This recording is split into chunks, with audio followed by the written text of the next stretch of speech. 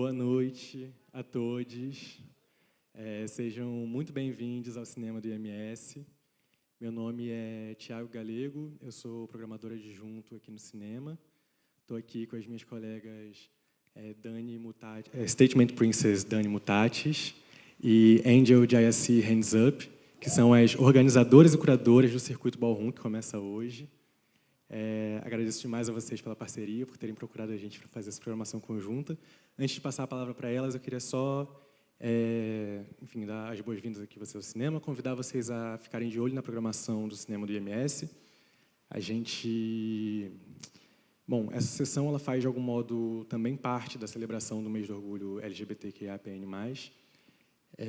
Então, a gente convida vocês a não assistirem só a sessão de hoje, mas voltarem em toda a programação do Circuito Ballroom, assistir a programação de amanhã também, que, de um modo muito interessante, é quase um reverso, ou um espelho, ou um duplo do que a gente vai assistir aqui hoje. A gente vai assistir a 2 filmes que, no primeiro momento, talvez possa fazer a gente se perguntar, mas por que a gente está vendo esses filmes para falar de Ballroom? Mas isso, ao longo do debate, a gente pode conversar um pouco sobre isso também. Após a sessão, a gente vai ter uma conversa com o Felipe Couto, aqui, e a gente vai assistir um filme chamado The Queen, um longa-metragem, filmado em 1967 e lançado em 1968. Um filme que não fala sobre ballroom, é um filme que fala sobre uma competição de desfile de drag nos Estados Unidos, em Nova York, que era para eleger a drag mais bonita dos Estados Unidos daquele ano. Mas, em algum momento do filme, a gente vai falar mais sobre isso depois, aparece uma personagem fundamental e pioneira para a cena ballroom. E, de algum modo, toma o filme para si. E antes desse, a gente vai assistir um filme chamado Queens at Heart. Aviso de antemão, é um filme bem complexo, é um filme que tem uma abordagem muito violenta para o tema da transgeneridade, para o tema das pessoas LGBT, e, ao mesmo tempo, é uma espécie de imagem histórica de entrevista de 4 mulheres trans numa era pré-Stonewall. É um filme que foi redescoberto em 1990 por uma pesquisadora da UCLA, e de algum modo, eu acho que é possível a gente olhar para ele a contrapelo, assim, encontrar também pulsão de vida no meio de um interrogatório feito por um entrevistador que é um homem branco, cis, bem complexo. Mas passo a palavra para os meus colegas aqui para apresentarem um pouco o circuito para a gente.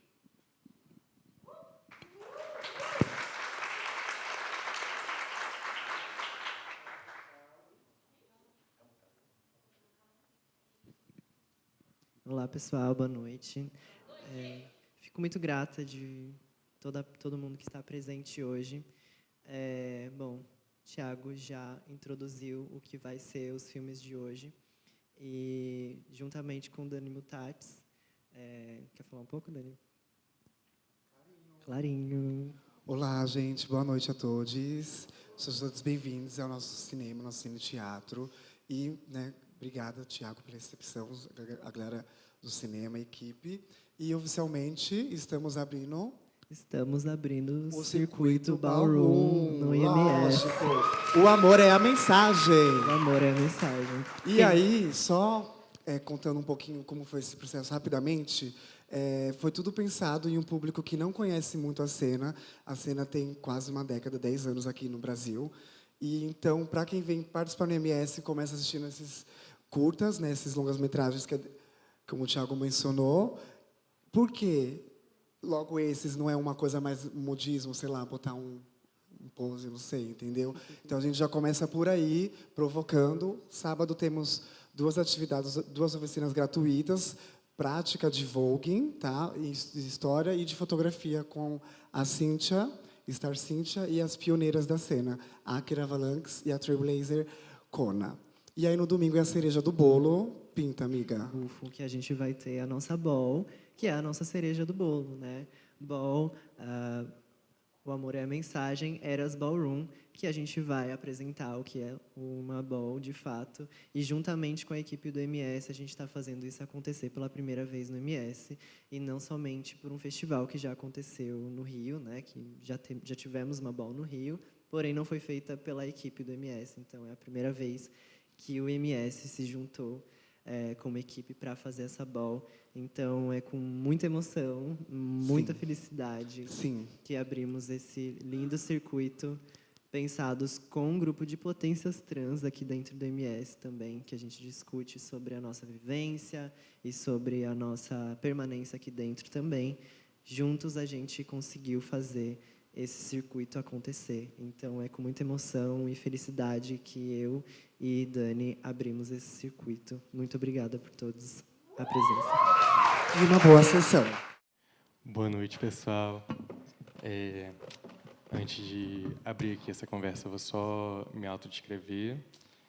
Meu nome é Thiago, eu sou um homem cis branco de aproximadamente 1,78 m, estou com óculos de aro redondo, cabelo curtinho, castanho cacheado. Aqui, fazendo a interpretação de Libras para a gente, nós temos a Karina Oliveira, que é uma mulher negra de cabelos cacheados na altura do ombro, com mechas louras, olhos castanhos escuros e sardas no rosto. Ela vai dividir também com Riviagra, que é uma pessoa trans não binária, de olhos verdes, cabelos raspados, sobrancelhas escuras com 2 riscos e tem tatuagem vermelha na orelha direita. Antes de passar a palavra, eu só vou fazer uma coisa que eu esqueci de fazer muito importante, que é acreditar toda a nossa equipe, né, que também é composta pelo Kleber Mendonça Filho, a Kézia do Carmo, Márcia Vaz e Lucas Gonçalves. Também agradecer a toda a equipe de projeção, com o Antônio Vidal e o Pedro Rerren. E passo a palavra para vocês agora. Só não esqueçam de se autodescrever antes de começar, por favor. Oi, pessoal. Eu sou Julie, Angel JS Hands Up. Sou branca, caucasiana, cabelos longos, ruivos, olhos escuros. Estou com um batom vermelho e um top rosa. Bom, é isso. Faço parte da House of Hands Up, uma das houses pioneiras aí da cena do Brasil, né, como um todo. E, enfim, vou passar a palavra aqui para Dani. Clarinho, boa noite, turma. Bom, meu nome é Dani Anjos, sou uma pessoa negra, trans não binária. Estou usando um look todo branco, tenho olhos castanhos escuros, o cabelo na régua, sobrancelha com um risquinho e detalhes dourados nos acessórios. Boa noite, eu sou Felipe Couto, sou 007 na comunidade Ballroom, que quer dizer que não faz parte do meu house. Eu sou uma bicha preta, cis masculina, tenho dreads escuros, descoloridos na ponta, tenho barba escura, estou usando óculos transparente, uma blusa amarela, calça jeans, tênis preto e verde e uma unha prata. Lógico.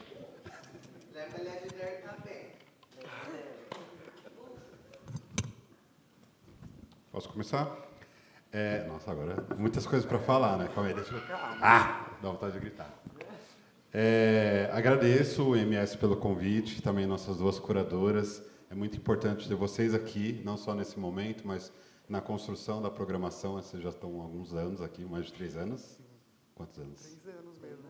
Viu? Eu acompanho meus gatos, sabe? E é muito importante a gente ver não só pessoas LGBTQIA+, pessoas trans, mas pessoas da comunidade Ballroom, que traz um conhecimento, traz uma mobilização, uma articulação nos espaços culturais da cidade. Então, é muito importante, não sei, vocês já vieram aqui no MS outras vezes, mas sempre quando eu venho aqui e encontro essas 2 figuras, eu me sinto em casa. Isso é muito importante e a equipe do MS como um todo está de parabéns pela sua programação contínua, pautando questões de raça, de gênero, de classe, trazendo outras visões para o nosso público. E é sempre um prazer estar aqui nas atividades. Acho que, né, a gente está aqui borbulhando de discussões, de pensamentos, depois desses 2 filmes. Eu penso que é uma viagem no tempo, aí a gente foi lá para os anos 60, um período pré-Stonewall, pré-Ballroom, pré-epidemia da AIDS, né, acontecimentos mundiais que mudaram as nossas experiências e que trouxeram nós até aqui. Então, acho que isso traz muitas referências. Antes de fazer as perguntas, eu queria fazer uma observação muito importante, né, na minha visão, assim, sobre esses 2 filmes. The Queen eu já tinha assistido. Confesso que eu assisti ele completo faz pouco tempo. Quem é da Ballroom, a gente sempre cita o The Queen, porque ele mostra o início, né, o marco zero da comunidade da cultura Ballroom, como a gente conhece hoje.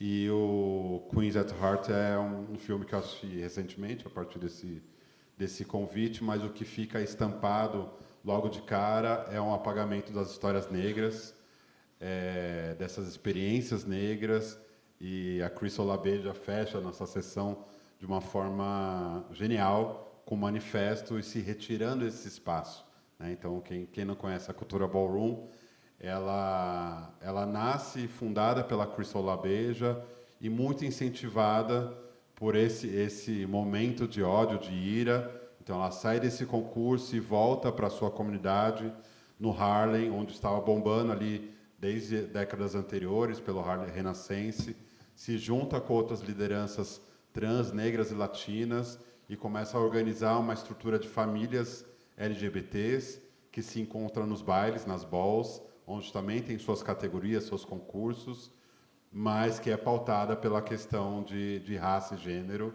principalmente pessoas trans, e vão encontrar outras experiências que ali no hotel, né, desses homens gays brancos não passa em nenhum momento, que é abandono de lar, né, pessoas em situação de rua, uso abusivo de drogas, pessoas de trabalho de sexo, e todo o racismo e violência policial que pessoas negras até hoje tá vivendo, né, mas ali nos anos 60 muito mais presente, e a Crystal LaBeija usa todas essas violências sociais para construir um espaço seguro através da arte e constrói toda uma comunidade que anos depois enfrenta a epidemia da AIDS, que afetou de forma desproporcional, de uma forma muito forte as comunidades negras LGBTQIA+, e criou estratégias de sobrevivência, né? Então, a gente chega até aqui sobrevivendo a tudo isso. Eu vivo com HIV, e o HIV, a epidemia AIDS, é uma temática que atravessa meus trabalhos, assim como todas as articulações da Ballroom no Brasil e em outros países. Então, eu trago um pouquinho isso, assim, né? Como a gente chega aqui, hoje no Brasil, 2025, em maio, fechando maio, enfim. E com essas 2 figuras importantes, assim, né? Assim, apesar de jovens, já construindo muitas movimentações, estando nesse lugar de curadoria, que para mim é um lugar até sagrado, assim. E aí eu vou começar minhas perguntinhas. A gente, né, parece que foi uma noite pautada pela cultura drag, e de fato a cultura drag foi, por muito tempo, a mais, né, uma das únicas ou a mais importante cultura de sociabilização, de entretenimento da comunidade LGBTQIA+, não só em São Paulo, mas várias outras cidades do Brasil. O Brasil profundo, a gente tem histórias das mariconas, falando com carinho, tá? Esse termo maricona. Meu marido tem 54 anos. Antes a gente chamava, às vezes, de transformistas, a gente tinha até na TV. E aí eu queria falar, né, saber de vocês qual foi a importância da cultura drag e qual foi outras culturas que construíram vocês, né? Uma pessoa do Elipa e do Vale, você é do Vale, né? Não o Vale LGBT, né? O Vale Jacareí. Mas, para começar esse papo, assim, a gente refletir sobre essa importância da cultura drag na construção de vocês. Oi, gente, boa noite. Bom, a cultura drag eu conheci um pouco tarde, assim, na minha vivência, né? Mas eu sempre era consumida pela cultura pop, até hoje, lógico. Mas, na época, eu era uma bichinha preta, afeminada na escola, então passei por abusos também, enfim, preconceitos, até tentar entender esse caminho que hoje eu me reconheço como uma pessoa trans não binária. E lembro muito assim que Lady Gaga, né, já citando, foi uma das minhas referências que me ajudou a afirmar isso. Enfim, isso já com idade de 13, 12 anos, sabe? E aí A cultura drag ela tem um peso muito forte, significativo, acho que não só no Brasil, mas no mundo inteiro. E é uma cultura assim muito extensa e muito ampla, né? E branca.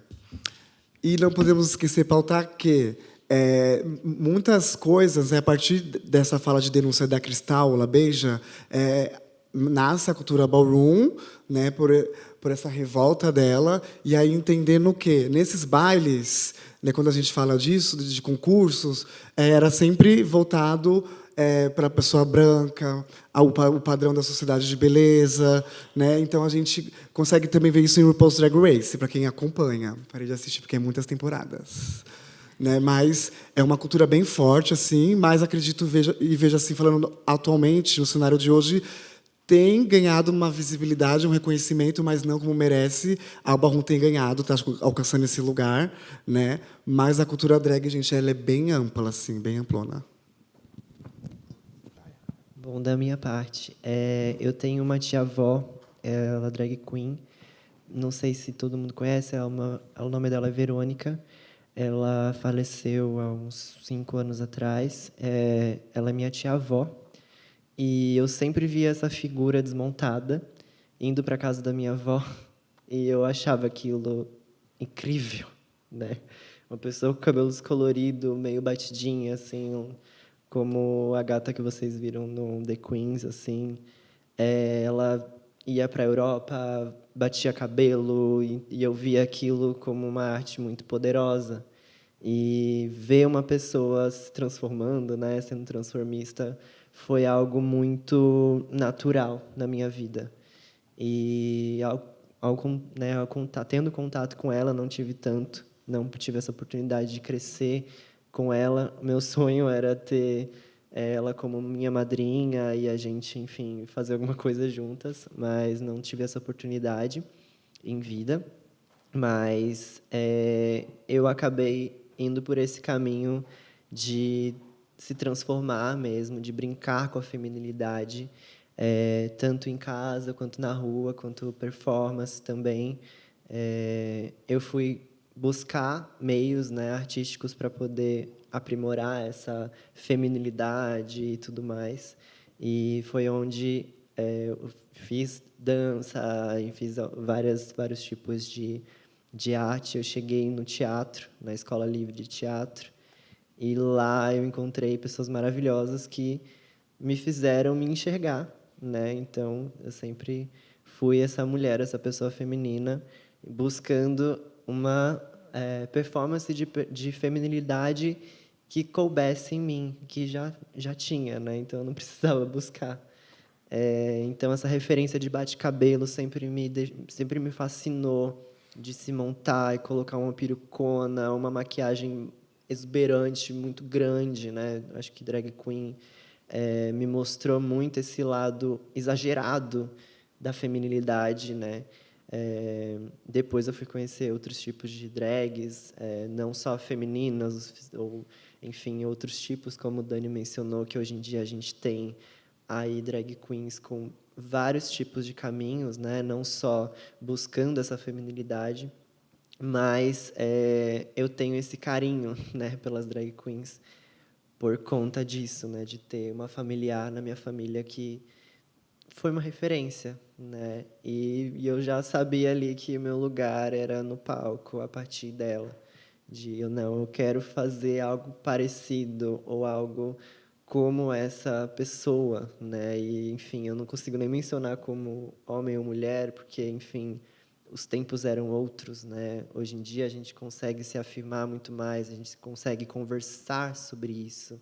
E eu lembro que na época era muito difícil debater, eu perguntava coisas para minha mãe ou para minha família sobre a minha tia-avó e era sempre algo, não, ela é uma artista, ela é transformista, tudo mais, então não tinha esse lugar de gênero, enfim, que é um lugar bem sensível que a gente pôde ver nos filmes, né? Ao mesmo tempo, esse lugar de racialidade, esse recorte de racialidade que a Dani falou, né? Sempre é sobre as pessoas mais brancas, né? As pessoas brancas, de fato, ocupando esses lugares e ascendendo mas hoje em dia a gente tem essa reviravolta, né? A gente tem outros corpos, outras copas, tanto não só gays, né? Porque geralmente a gente vê drag queens gays, só gays fazendo isso, a gente vê mulheres cis fazendo, pessoas NBs, muitas pessoas trans, principalmente mulheres trans, se identificando a partir da arte drag, e isso é incrível, né? Para mim foi fascinante nesse sentido. Assim, aproveitando que você falou sobre a feminilidade, o primeiro documentário bate muito sobre isso, né? Aí quando eu vi, falei, será que eu vou ser aquele entrevistador? Foi bem violento, né? A gente vê que ali é um estudo, né? Não sei se o Thiago tem mais informações sobre o filme, mas para mim parece que é um estudo psiquiátrico ali que é registrado. Você que nasceu Femme Queen, ele fala daquela forma super violenta.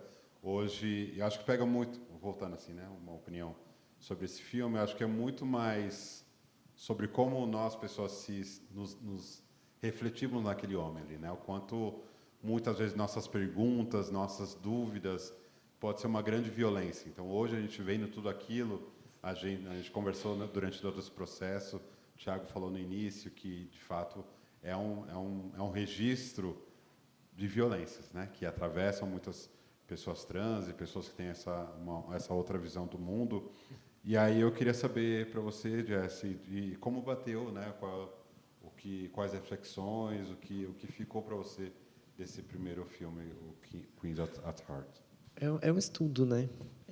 Tava trocando ideia até com o Thiago que nessa época era crime, né? Ser uma pessoa LGBT, principalmente trans, né? Então, assim, tanto que no começo ele fala sobre isso, né? Tipo, olha, estamos infringindo a lei nesse momento, né? Vocês estão infringindo a lei.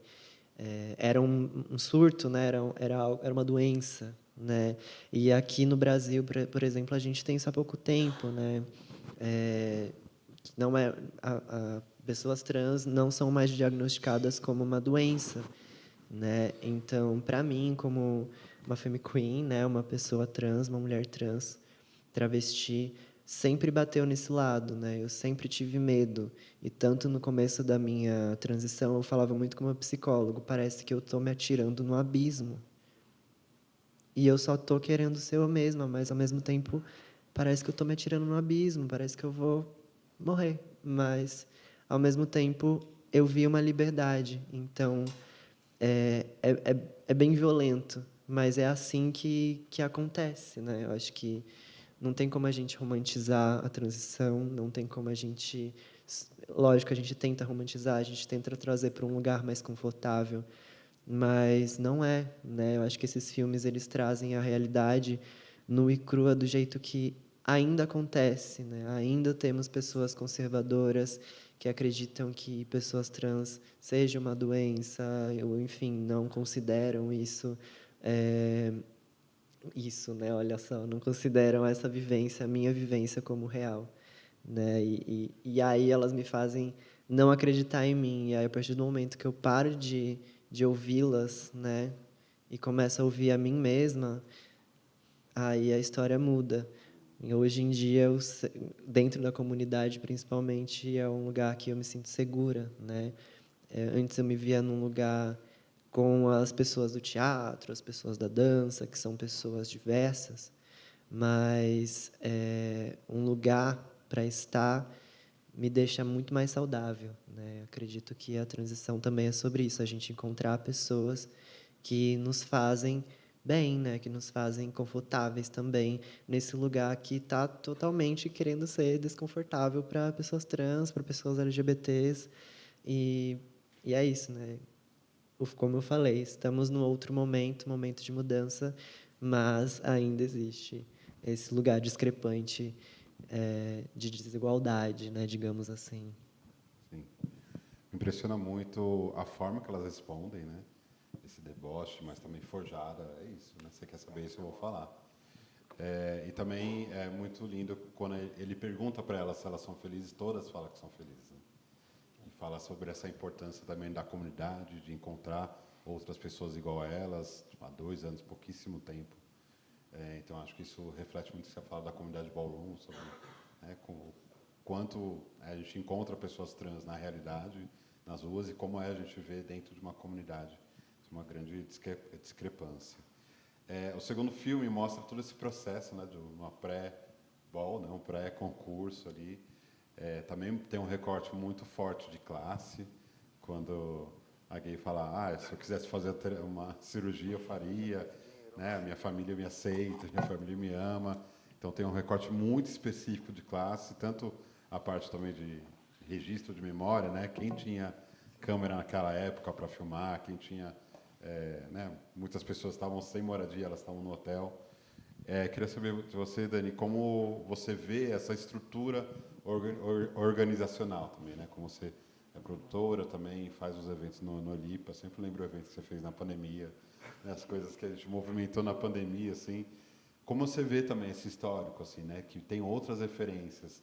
A gente pensa que a cultura ballroom vem da cultura das drag balls, né, então já tem toda uma tecnologia, uma metodologia, uma estrutura. Então, como que você vê tudo isso até o que a gente chega aqui hoje? Pouco, gente. Mas o Felipe introduziu bem, né? Então a gente consegue ver que esse documentário é todo... parece que ele foi feito proposital e gira tudo em torno da Miss Hostel, né? Que é aquela pessoa branca privilegiada. Então, desde quando no backstage mostra as maiores cenas, a gatinha branca, né? Então a gente só vê que a Cristal Labeja só aparece no final. Então parece que foi tudo organizado para que aquela corpa, né? E aí você consegue ver que no final do documentário, quando estão só as 3 finalistas, um rapaz da produção já puxa o trono e já coloca logo atrás dela, né? Então a gente já consegue entender muitas coisas. E aí, claro, é importante também lembrar que Cristal Labeja, naquela época, era uma pessoa renomadíssima, ela ganhava pencas bailes de beleza, né? Ela cita na fala de denúncia que, né, muitas gatas boas não entraram porque sabiam desse desfecho final, né? Então, a partir disso, ela vem com essa tecnologia travesti que vem moldando até hoje o mundo, gente, o mundo. Então, a tecnologia ballroom, falando, já trazendo para o nosso contexto atual, é uma cultura política dividido em formatos de batalha, né? Então a gente se resolve tudo batalhando e entendendo que a gente consegue girar um núcleo financeiro, artístico, social e conseguir remunerar a comunidade, que hoje em dia nós estamos nesse lugar. Quando as primeiras balls, gente, não tinha dinheiro para fazer, meu amor. Não tinha dinheiro. Ou você era amiga de uma curadora, ou você tem dinheiro, ou você se inscreve num edital. Que aí foi o que eu fiz. E aí, bufo, ganhei um edital. Né? E aí eu lembro que já tinha acessado a comunidade ballroom, era uma novidade para mim. E falei, gente, né, eu já artista, né, vivenciei muita coisa nessa cena, nas danças clássicas, urbanas. E aí, quando eu conheço a cultura ballroom, eu falo que tem uma coisa diferente. Né? E aí, qual é o meu interesse a partir disso? Né? Então, para além do reconhecimento, dos troféus. E aí, a partir disso, eu comecei a me questionar. Né? Então, eu vi bastante retorno, vi que era um espaço que me acolheu bastante, né? Que é um espaço mesmo de afeto, a gente entende, não vou romantizar, quem é da comunidade sabe o que se passa, os bastidores, mas sim um lugar onde a gente consegue girar todo esse acontecimento. E, como o Felipe comentou, uma das minhas primeiras balls que eu fiz foi no Lipa, e eu lembro que quando eu escrevi, fui contemplada pelo edital Vai, né? E eu tinha todo escrito ele numa dimensão grandiosa, ia fazer um espetáculo de rua, de Vogue, ia ser inédito, pioneira do Vogue, ia ser na rua, a louca. E aí vem a pandemia, bufo, breca tudo. E aí meu sonho vai para água abaixo. E aí entendendo com o meu parceiro da época, que era o Lucas Bernardo, o que dava para fazer adaptar. E aí a gente correndo, e aí a gente, né, nasce um festival marginal, o Roda Vogue, que foi um sucesso na época. E aí a partir disso a gente consegue entender os lugares que a gente chega, né, e entender que sem nada, né, sem uma parceria a gente não consegue fazer nada sozinha, entendeu? Então toda a minha trajetória antes de Ballroom, com a Ballroom, eu venho lapidando, né, esses detalhes e entendendo o que dá para fazer com todo esse rolê. E sim, mais uma vez falando, a comunidade Ballroom, gente, Temos que se empoderar, lembrando que, né, majoritariamente, o lugar de protagonismo é das mulheres trans travestis, né, pessoas pretas latinas, as pessoas brancas que chegam, vamos chegando com calma. E, né, a partir disso, vamos entendendo como podemos contribuir com a cena, né, porque, gente, é louco. A gente só vê aquele momento lindo do baile, tudo acontecendo, mas os bastidores, né, que a galera passa, né, quando eu falo as referências, as mais antigas, né, para a gente estar aqui falando hoje, estar nesse lugar, obrigada, ancestralidade. E aí é isso, família.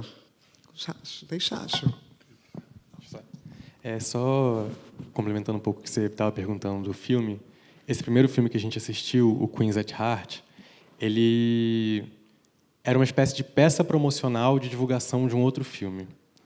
Ele foi produzido num momento em que tinha um certo interesse, ainda para Stonewall, mas tinha um certo interesse midiático na questão LGBT, na dissidência de gênero. E ele foi produzido como peça complementar de um filme de um diretor chamado Bob Clark, que fazia uns filmes de um gênero chamado exploitation, e que é um filme também bastante transfóbico. Desde o nome, ele se chama The She-Man. E... enfim, é um filme sobre um soldado que é sequestrado e forçado a transicionar, e passa por uma série de coisas, papapá. E esse filme já tem uma dubiedade curiosa, porque ele aborda a transição, ele aborda de um ponto de vista que provavelmente se consideraria progressista, porque ele o filme começa e termina com a fala de um psicólogo, e acho que é por isso que eles fazem essa peça promocional falando de psicologia, de uma entrevista psicologizante. Começa e termina com um psicólogo, meio tipo Psicose, para quem já viu Psicose, abordando, olha, o que a gente está vendo aqui não é normal, mas no final falando assim, mas, né, quem é normal, vamos todos ser felizes. Mas depois... Quem somos nós para julgar? É isso. Julgando sobre... Exatamente isso. E aí, então, para dar esse panorama assim, de como esse filme foi feito, ele ficou sem circular por muito tempo, foi redescoberto em 1990 por uma pesquisadora da UCLA. E uma coisa que eu acho, só pegando o gancho do que vocês estavam falando agora, interessante do The Queen, que ele é um filme que é até comumente citado quando se fala sobre filmes LGBT e tal, mas ele não é muito citado quando se fala sobre outros períodos da história do cinema, quando se fala sobre cinema direto, por exemplo. Ele é um filme diretamente filiado ao cinema direto. Ele não é um filme... não é necessariamente citado como um filme sobre indústria criativa, quando ele é super um filme sobre indústria criativa, é um filme sobre bastidores. E aí eu estou pegando esse gancho para convidar vocês, a quem não assistiu ainda This is Ballroom, o Salão de Baile, para voltar na sessão de amanhã, porque é um filme feito aqui 50 anos depois, mais de 50 anos depois, e que já é feito sob outro ponto de vista, né, é feito por pessoas não binárias, pessoas da cena ballroom, e que também tem uma abordagem sobre indústria criativa e tudo mais. Assim. Acho que um pouco, assim como os filmes que a gente vê aqui nos anos 60 estão atrapalhadamente tentando entender como falar sobre as coisas, This is Ballroom dá muita importância para o vocabulário. Assim, é um filme que se preocupa muito com as palavras. Então, acho que ele é um complemento. Entre esses dois, tem uma mostra de filmes por se fazer, né? Assim, tem muito a se mostrar sobre como o cinema representou a ballroom e a transgeneridade ao longo dos anos, mas fica o convite. Aproveitando o gancho que o Thiago falou sobre o CLA, que é quem produziu, esse filme está no YouTube deles e tem vários outros registros. Tem uma entrevista com a Marsha P. Johnson, que é uma das grandes ícones do movimento por direitos civis. Tem com Marlon Riggs também, né, uma bicha preta que vive com HIV. Então, quem quiser pesquisar e se aprofundar ou assistir de novo, tem essa oportunidade de acessar pelo YouTube. Um pouco também pegando isso que o Thiago falou, né, que a gente passou aí quase 6 décadas de lá para cá. Queria que vocês falassem, assim, começando pro Jai, assim, como você vê assistindo todos esses 2 filmes e fazendo um percurso até aqui, o que foi transformado, né? O que você vê as mudanças, as contribuições, o que talvez ainda não foi desenvolvido, que estava acontecendo ali, como você sente isso? Bom, hoje em dia a gente tem referência, né? Uma referência muito mais próxima. Acho que quando eu comecei minha transição, minha referência era uma drag queen. Hoje em dia, a gente tem muitas referências, né? Que a gente tem na plateia a Akira Avalanche, maravilhosa, que, enfim, é uma das nossas pioneiras da cena. Essas pessoas que estão aqui, que estão entre nós, se tornaram referências, né? Elas saíram da sombra, saíram do oculto, né? Que sempre foi imposto. E assim, agora, eu consigo conversar com uma criança ou uma pessoa muito mais jovem que eu, que já tem referência, eu amo Urias, nossa, adoro os travestis, e, tipo, isso, quando eu era criança, assim, eu não... Gente, uma travesti cantar num rádio nossa, era um horror, era uma ofensa, né? Era uma ofensa para a sociedade. Hoje em dia a gente tem essa referência. Ainda, para algumas pessoas, é essa ofensa, mas eu vejo que foi se ganhando esse lugar, né? Foi se amadrinhando novas gerações e gerações, né? E Linda Quebrada também, né? Eu acho que é uma grande personagem aí para a nossa atualidade também, quebrando paradigmas de gênero, de tudo, né? E pondo ali para a gente o que está acontecendo, da onde ela saiu, né? Uma pessoa marginalizada, uma pessoa preta, trans, não é fácil, né? E acho que isso foi me deixando menos com essa sensação de pular no abismo, né? E eu vendo, não, tem uma galera aqui, cara, eu não vou morrer. Né? Eu acho que o que mudou de lá para cá foi essa mudança de chave, foi esse lugar, né? Eu não estou me jogando no abismo, eu estou me jogando com gente para me acolher, né? Com gente para eu me referenciar, né? Então, isso mudou pra caramba hoje em dia.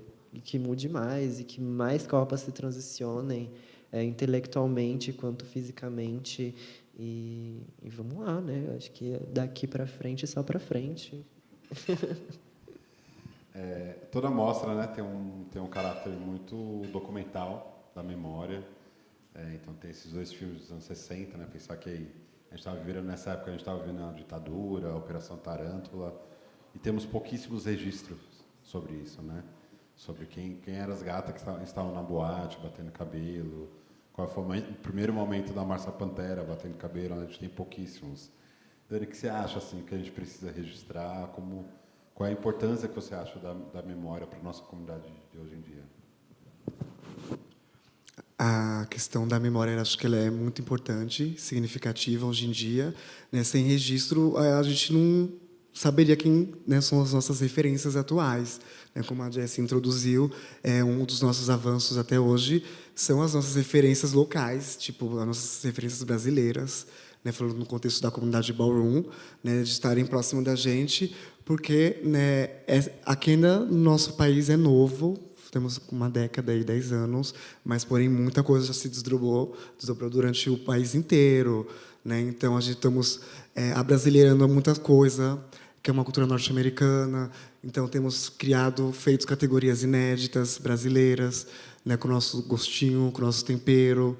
E aí, a partir dessa imagem, nós vamos consolidando, né? E acho que é importante também falar para a galera que todos os bailes, eventos que a comunidade se presta a fazer, nós registramos como um arquivo mesmo, um acervo. Né? Então, nós temos um canal Ballroom SP, né? Falando do estado de São Paulo, mas todo estado tem o seu. E aí a gente registra todos esses bailes, onde a gente sempre consegue depois ir assistir, consultar, né, ter esse momento primordial, e principalmente de fotografia, que é importante a gente falar, lógico, né, que anda junto ali até hoje, e como isso tem alcançado de uma outra magnitude. Né, e também já introduzindo as eras, dos nossos carros-chefes do nosso circuito são as eras ballroom.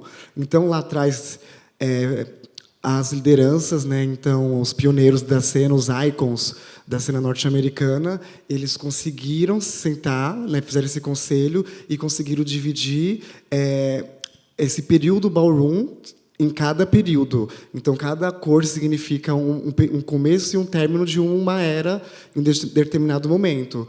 Hoje eu estou representando a Era Branca, né, que se passa mais ou menos na década de 70. Eu pensando que era sexta-feira. Também, Oxalá, nega. Tá tudo junto. Eu vou falar que eu tô amarela, mas não foi proposital. Não sei, E eu estou representando a Era Branca, e aí só trazendo de curiosidade, né, nessa época da Era Branca, foi marcada para o início de um movimento de artistas masculinos, que na época não tinha muita categoria para essas corpas, né? Era mais para semi queens na época e bastante estética e realness. E aí a partir dessa época de 1970, esses artistas, figuras masculinas, consolidou, né, como as butch queens, né, as bichas afeminadas, como model face, essas categorias. E aí a partir disso temos outras eras, e a atual de hoje, de 2001, 2021 até hoje, é a Era Roxa, que nós estamos vivendo até hoje. E essa Era Roxa é uma era de ascensão. Então, estamos vendo premiações grandes em balls, altas produções, sabe? Estamos alcançando esses espaços. Só uma pergunta que eu queria fazer antes. Quem não conhece a cultura ballroom? Quem chegou aqui está escutando um monte de coisa que não entende direito? Só apontou a mim. Então, vamos. Eu estava com medo da gente estar muito complexo e não contextualizar. Mas a gente tem 3 dias aí de aprofundamento. Aí a gente vai ter oficinas. Depois eles vão falar aqui um pouquinho mais sobre a programação. Como estamos de tempo? Dá para fazer mais uma pergunta ou jogo? Joga o microfone para a galera. Tá, pode ser. Então a gente vai abrir a pergunta para o público. Olha lá, já sou. Vou tomar uma mão aqui, uma mão de pioneira primeiro e outra que está lá longe. Trailblazer, Phalanx na voz.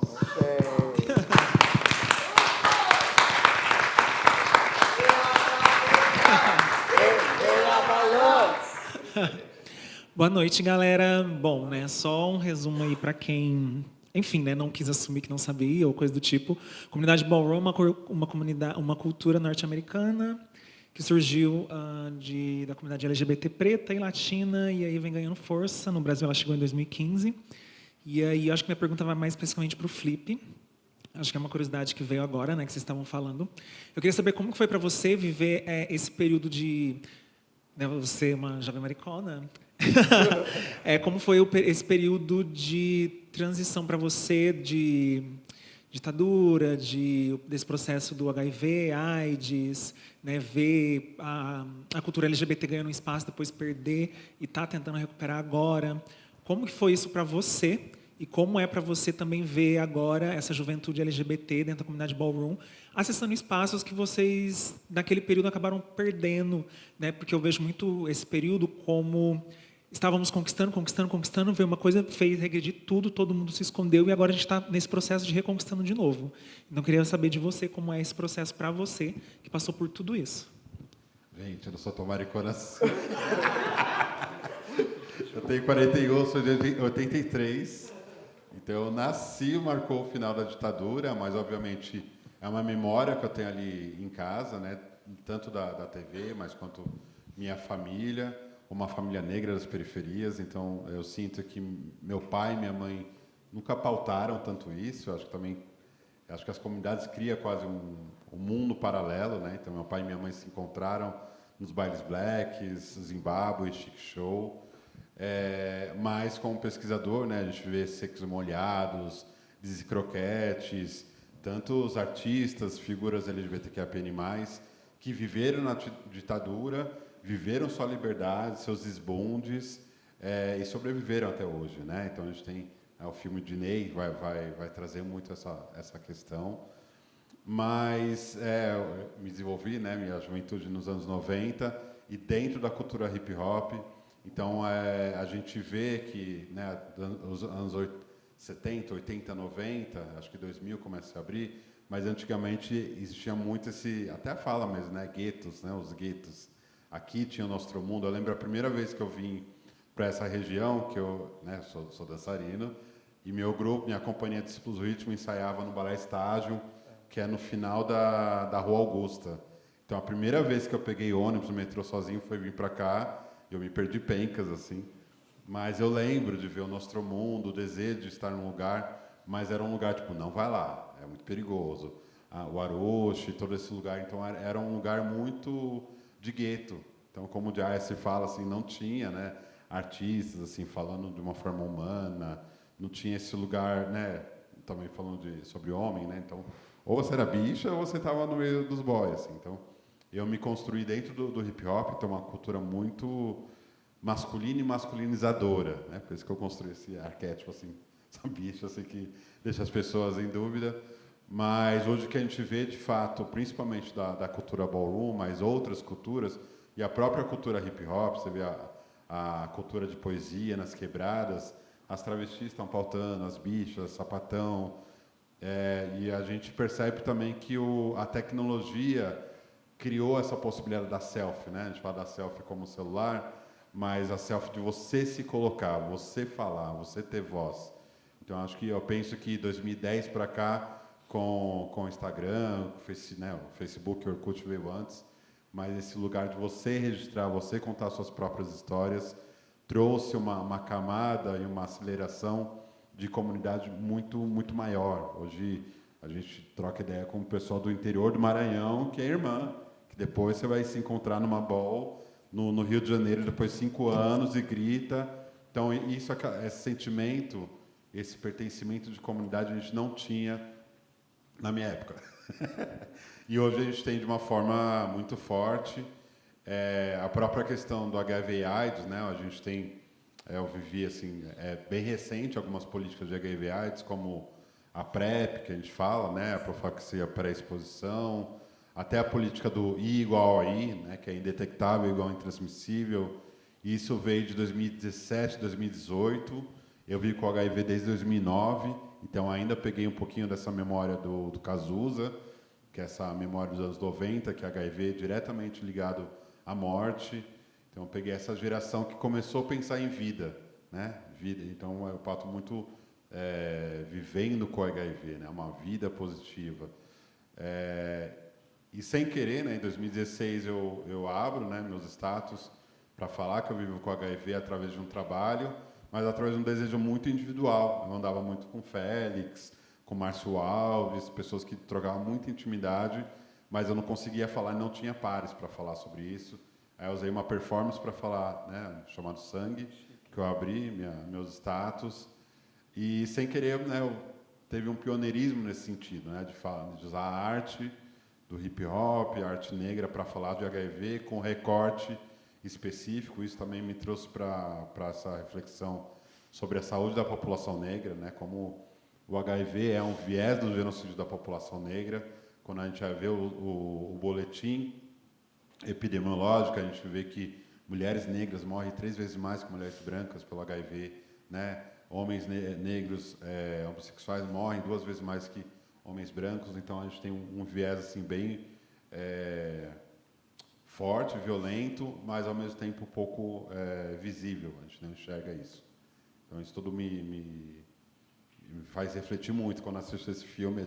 Gente, tem até um filme muito interessante que é a vida gay antes da AIDS.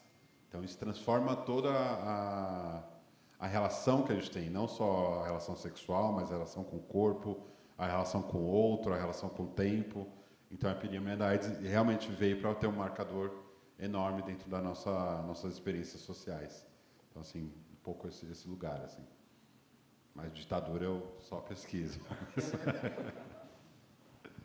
Enfim, pesquiso e vejo o medo, né, de voltar. Também tem esse viés que é muito preocupante, então vamos estudar a história cada vez mais e trocar com os nossos sobre isso. Tinha uma pergunta lá em cima.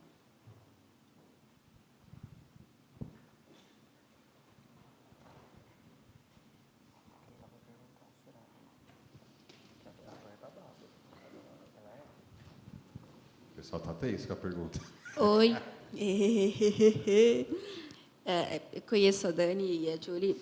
Primeiramente, eu me chamo Pan, sou uma pessoa preta, de cabelo puff, óculos, tô de cinza e preto, e um tênis.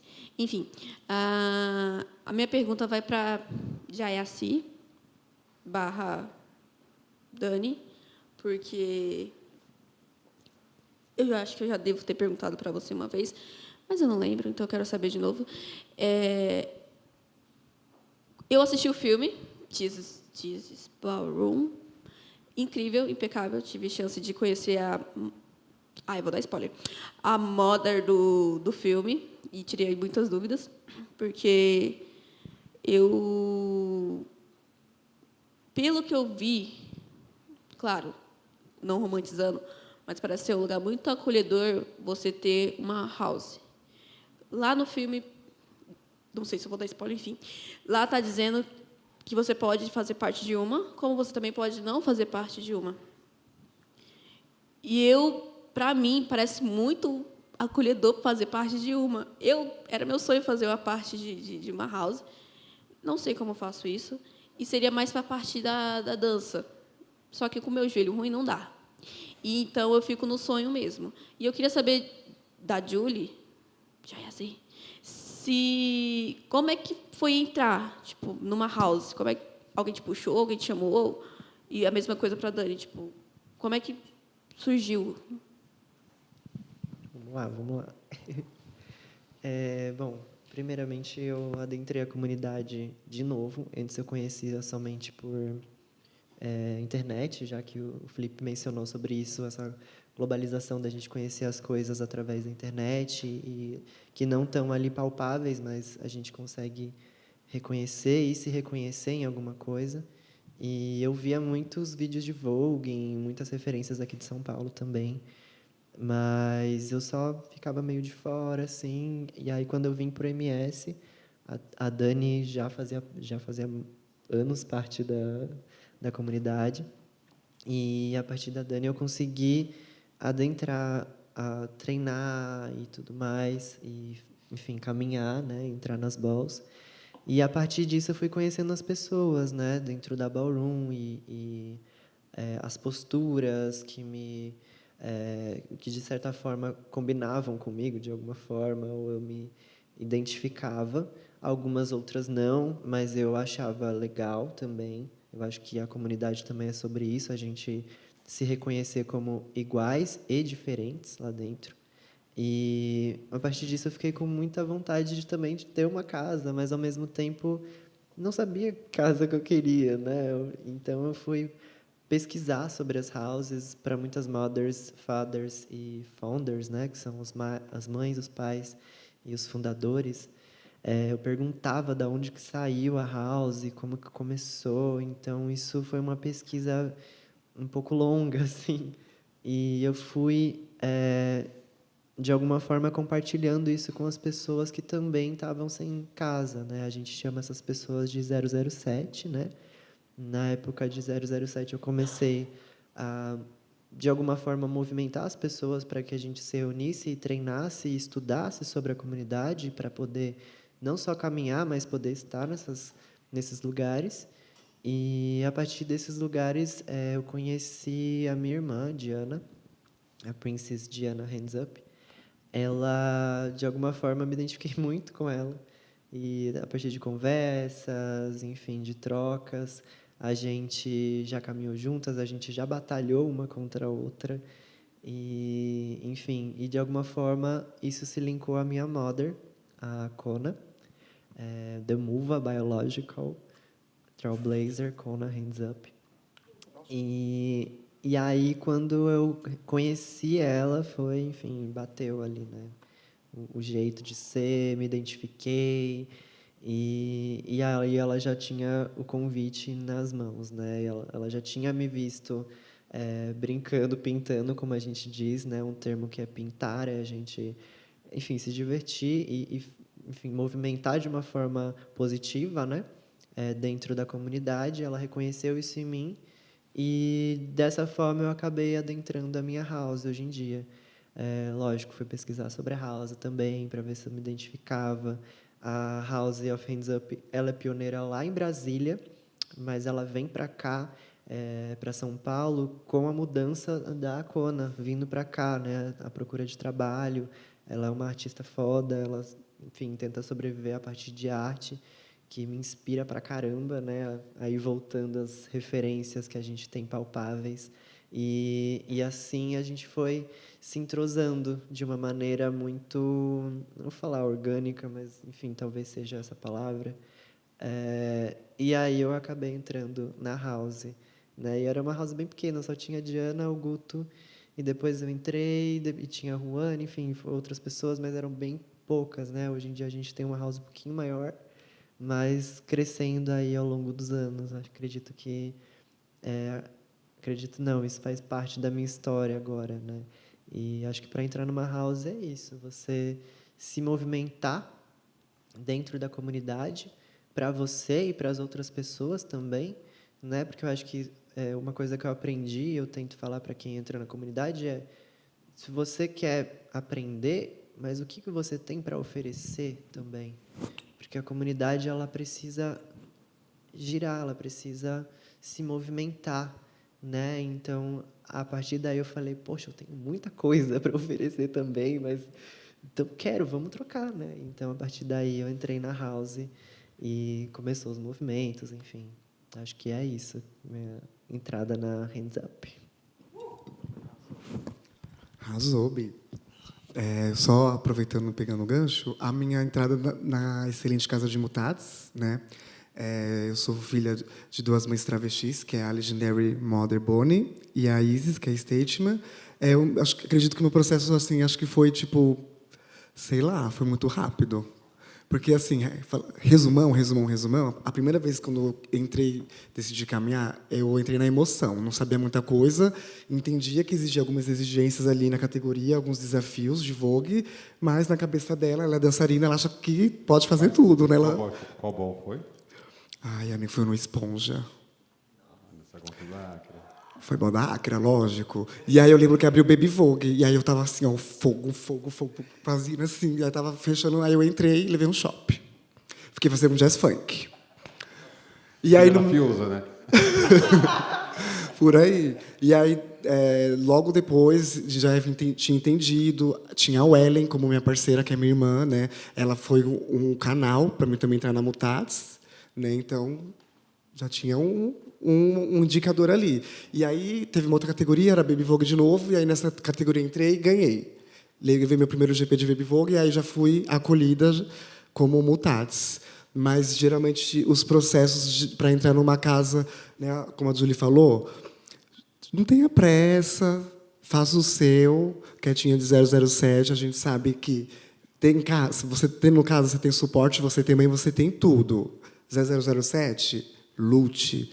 Entendeu? Você vai caminhar, é babado, não tem ninguém te apoiando, batendo palma para você para te aplaudir, faz diferença, entendeu? E aí você entender a energia da casa, entender a identidade, e aí a partir disso, né, quando a Mutatis pensa em adotar alguém, né, chamar para a família, geralmente é uma pessoa que não está em destaque na cena, assim, não é uma pessoa que tem IGPs, é uma outra particularidade que a casa procura, entendeu? E aí é por aí, assim, faz parte, seja ativa na cena, vão nos treinos. Hoje em dia a gente não tem mais o treino do Vale, ai, hippie, mas logo vem aí, né, o movimento da pioneira. Mas sejam ativos na cena, participam, conheçam as casas, e é isso, família. Perceberam que uma tinha a Diana e outra tinha a Ellen, hein? Então a dica tem alguém que te conecte. Se entende GP, que fala, é Grand Prize, que são os troféus. Né? Como você tem ali troféus. Só um adendo aqui também. A gente, como a Dani falou, a gente está numa era roxa, né, que tudo é muito grandioso, então assusta mesmo as pessoas, né, de entrar numa ball, porque hoje em dia as balls são enormes, né, tem premiações, tem looks melhores, vão evoluindo cada vez mais, as pessoas muito mais preparadas para estar nas categorias, então, assim, tem que correr atrás, de qualquer forma. Mas também existem pessoas que trabalham por trás, né? Não precisa não necessariamente caminhar. Tem casas que acolhem também essas pessoas e muitas casas e pessoas dentro da comunidade acolhem também as pessoas 007. E eu acho que é muito sobre isso, a gente arrecadar e entender a nossa irmandade dentro da comunidade, né? É uma dica. Pan, né? Pan? Sim! uma dica para a PAN e todas as pessoas que querem se aproximar da comunidade ballroom é ir não só nas balls, mas também em eventos como esse, né, que vocês já estão aqui, oficinas, qualquer movimentação da ballroom, né, a ballroom se resume a ball, então ela tem durante a semana toda, a gente está fazendo encontros, treinos, rolezinhos, às vezes a galera está na Roosevelt, então esteja junto, né, por mais que famílias, houses, a ballroom é uma grande família, né, não é falando assim, romanticamente, com todos os problemas, mas realmente tem várias lideranças que, se você tem alguma questão, você pode conversar com elas, quer algum conselho. Tem Acra, tem Félix, tem eu, tem Kona. Então, tem várias pessoas que têm mais tempo, não só de ballroom, mas de experiência artística, profissionalismo. Então, tem várias formas de você ir se aproximando e aí, naturalmente, vai encontrar sua house ou você vai se encontrar como 007, como eu, por muito tempo. Tá tudo bem, gente? Temos tempo de mais pergunta? Acabou. Calma aí, mas acho que... Não, acho que está no tempo. Está no tempo limite. Sorry, Regina. Se for muito rapidinho, a gente consegue. Dá, perfeito. Vai lá. You didn't want to allow me to speak, didn't you? I realized that, Felix. Anywho, oi, gente. Eu falo inglês, então eu vou perguntar em inglês. E, se alguém fala inglês aqui, precisa ajudar, porque eu não falo português muito bom. Então, this question is for about ballroom, in the essence of why it's so important for the LGBT community. We have Pride coming up, and basically it's one of the most important months for all LGBT persons in the entire world. Why is ballroom so important for every LGBT person to understand? Of course, cis-centered persons as well, in order for us to understand our history, because we have people like Crystal LaBeija, people like Octavia St. Laurent, people like Willie Ninja, and then we now have important people like Akira, we have people like Felix, Phoenix, Philippe Tambing. So, what is so important? Why is ballroom very important for us to know and understand? For us to be able to, be who we are as queer people.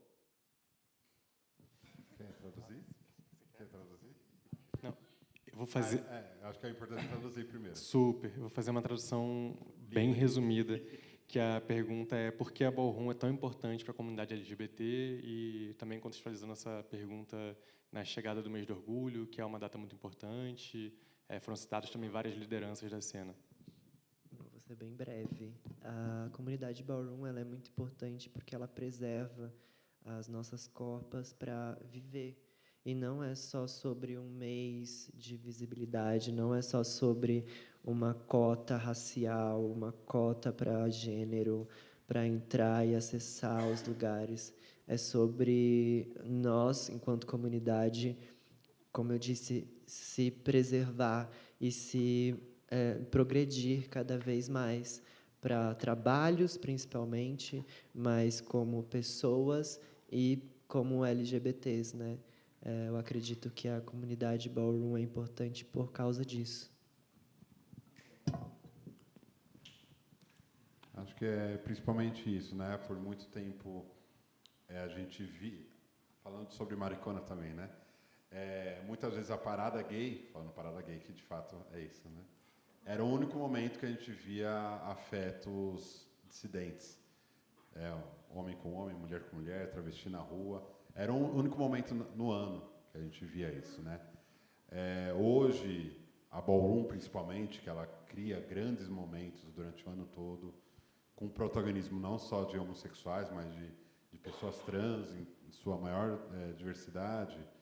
Mas a gente está vendo cada vez mais a comunidade ballroom dando essa importância de construir todos os meios de orgulho, né? Construir várias formas de orgulho.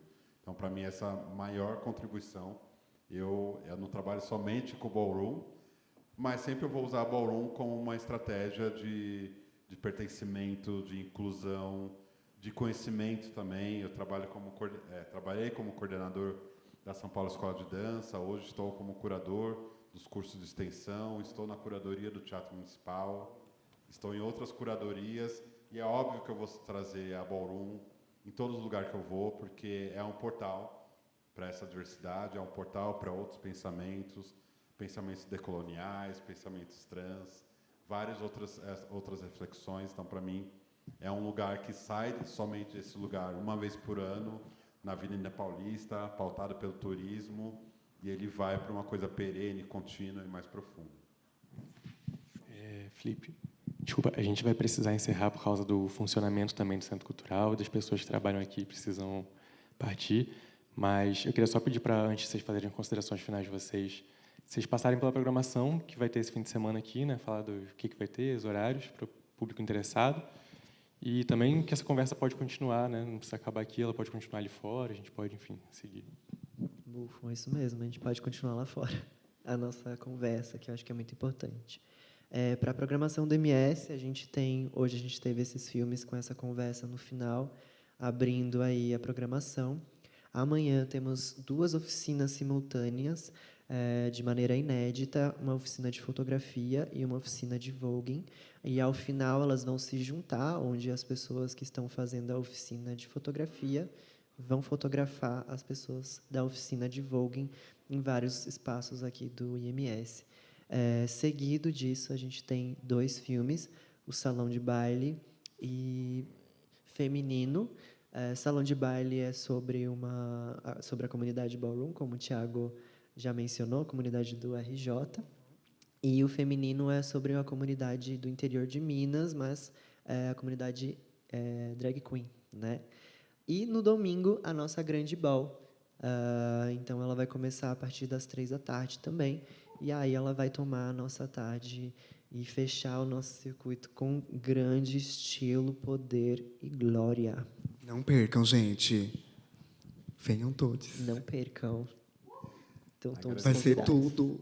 Agradeço esse convite, foi uma honra estar aqui abrindo essa programação linda. Eu que agradeço, amigo. Você é um querido. A honra foi Obrigado por você, pelo nossa. carinho de sempre.